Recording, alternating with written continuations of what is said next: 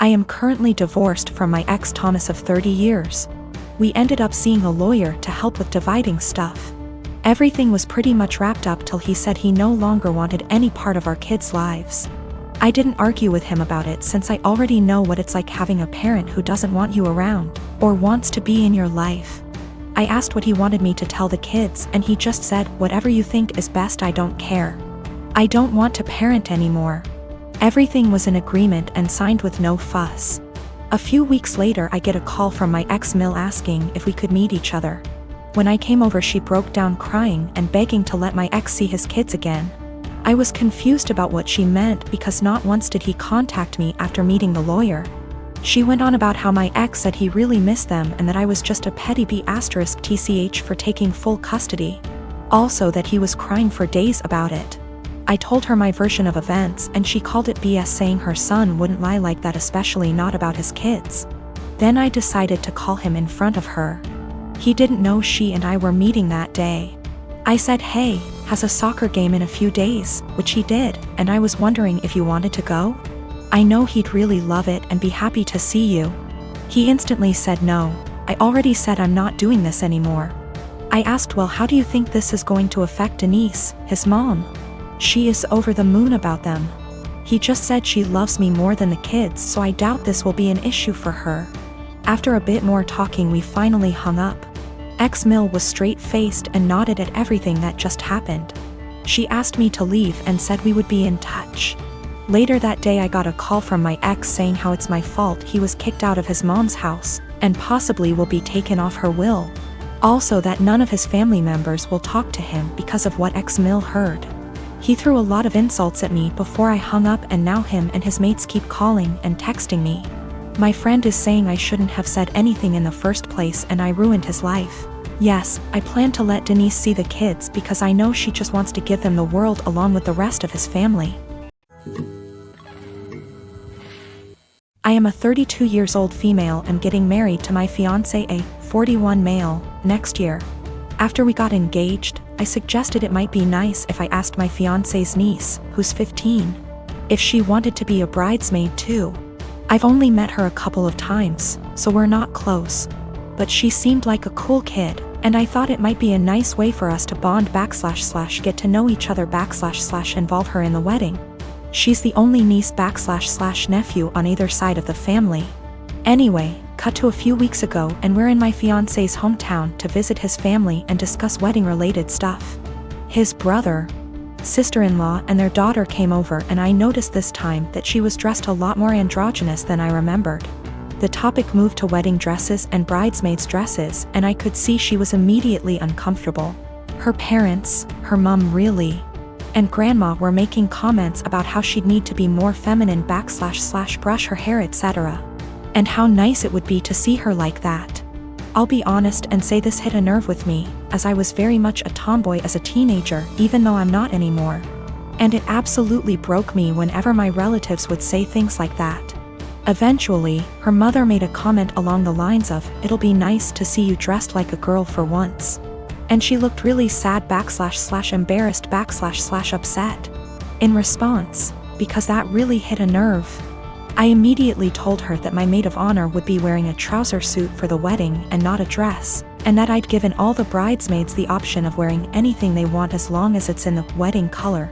To make things easier, I pulled out my phone and started showing her photos of the ideas my friend had sent me: the jumpsuit, culottes, a trouser suit, a tailored tux, etc., and let her know that she could pick anything at all she wanted. She could even wear jeans and trainers if that made her comfortable, and that it's a wedding, not a fashion show. My niece perked up a bit when I said that, but her mom looked really pissed off. She's since asked my fiancé to pressure me into getting all the bridesmaids' dresses so their daughter will have to wear one, which... No. My husband doesn't give a shit what she wears, but obviously also doesn't want his family and me to be arguing on the wedding day. I don't want to back down because I know what it feels like to be pressured into wearing something that makes you uncomfortable. But on the other hand, I know it's only for a day and it'd make the family happy. I have always been civil with my half-brother. We were close as kids, but he started to have an attitude at 13 and pretty much stopped being nice, and started messing with my things / making fun of me and doing pranks to annoy me / privacy, was gone with him coming into my room and taking my things. Whenever I complained, my stepmom would normalize his behavior and make excuses. My dad never really grounded him and thought that talking to him will get him to behave better. I'm currently in college. I live in a rented apartment and have car to help me get to the university or other places. The car isn't expensive or fancy at all. I saved up for it 2 years ago. I decided to have Christmas dinner with my family. It's the perfect opportunity to be with family since I haven't seen my dad in a while. I arrived at my dad's house and left my purse and my keys on the kitchen island after my stepmom told me to help with dinner.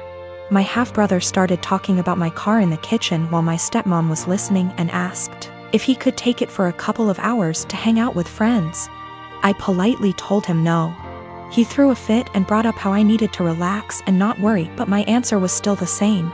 While we were sitting at the dinner table, my half-brother got up, washed his hands, and I thought he went outside. I got busy talking to my dad, and after I got up to wash my hands, I noticed my car keys weren't there. I went outside to ask him, and neither he nor my car were there. I lost it. I started calling his phone, but he hung up on me several times. I was furious. I told my dad I'd call the police if he didn't come back with the car. My stepmom jumped to defend him and said I was being unreasonable to call the police. I called him one last time, then I called the police. My stepmom freaked out when my half-brother got picked up by the police. She told me to go explain the situation to the authorities, otherwise he'd spend the night in jail. But I refused, especially since I still hadn't got my car back. Stepmom yelled that I ruined dinner and that it was no big deal. He was going to return it after borrowing it from me, but he didn't really borrow it, and she heard me say no. I don't know what she told the police, but I didn't give permission to use the car. My stepmom's side of family are mad at me for doing this to my brother and hinted that I don't consider him family. My dad's side of family sided with me, saying he deserved it. My dad said I overreacted and I shouldn't have called the police when he disappeared for 4 hours. I talked to the police about what happened, and I learned later that my stepmom said that her son was allowed to borrow it, and that it was a misunderstanding. I wasn't going to let her continue to lie, but my dad told me to back off and let it go. This really upset me. My half-brother wasn't even berated the way I was by the family. My wife and I have been together for 5 years, married for 3, and have no children. For our first few years together, she was a full-time attorney working 50 to 60 hours per week. At that time, her income was approximately 40% higher than mine. The income disparity did not bother me at all. I mean, who doesn't like more money? But neither of us was happy about the amount of hours she had to spend at work. When we met, she was already pretty burnt out and unhappy with the stressful job. I tried my best to be supportive and encourage her to look for other jobs that would be less stressful. She was open to it, but knew it would be a big pay cut. She said she would rather stick it out for a while longer so we could pay off her student loans and save money for a new house. Once the loans were gone and we had moved into our new home, she found a part-time /15HRS//WK job working from home, doing something more in line with her interests. Her stress level went way down, and so did her income. She still makes very good money, but her income is about a third of her previous job. This is absolutely not a problem financially. My income has steadily increased and she's still bringing in plenty. We are doing great and have no money problems. I have no regrets about any of it. The thing is, every once in a while, she'll mention that she feels sad that she doesn't contribute because her income is so much lower than mine. I tell her this is absolutely not true. Not only does she still have great income, but she contributes in so many other ways. Since she has a very flexible work schedule, she is able to do most of the household chores, takes care of errands during the day, does a lot of the shopping, etc. She basically keeps our household running.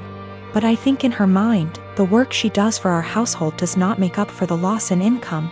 She recently found out we are eligible for health insurance through one of her attorney organization memberships. She sent me the details, but it turned out that our current plan we have through my job is still a better deal. I texted her and said I looked into it, but we should stick with what we have. When I got home from work, I could tell she was feeling down. She told me she had gotten excited at the possibility that we could use something through her work, and that she would be providing something major. She was crushed when I told her we shouldn't use it. I felt terrible.